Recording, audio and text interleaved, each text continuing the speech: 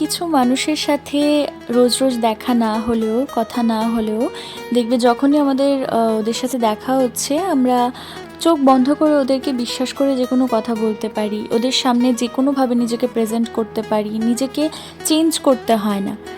তো এরা হচ্ছে আমার জীবনের সেই মানুষ যাদের সাথে আমি বড় হয়েছি লিটারেলি। মানে ওরা আমার আপস অ্যান্ড ডাউনস দেখেছে বা ওদের সাথে ওদের আপস অ্যান্ড ডাউনসে ছিলাম।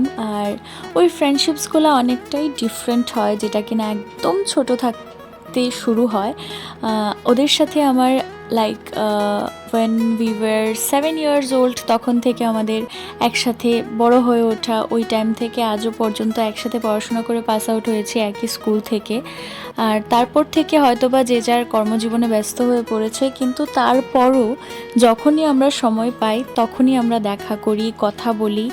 আর আমরা নিজেদের একটা গ্রুপ বানিয়ে রেখেছি যেখানে হয়তো মাঝে মাঝে কথা হয়, রেগুলার কথা না হলেও।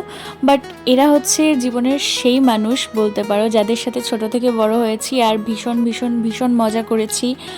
তো এই ফ্রেন্ডশিপসগুলো অনেক ডিফারেন্ট হয়, যেগুলো একদম ছোট থেকে শুরু হয়। আশা করছি এই ভিডিওটা তোমাদের ভালো লেগেছে।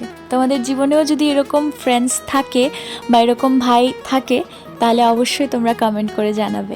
আর ওদের সাথে সবসময় ভালো ভালো টাইম স্পেন্ড করবে।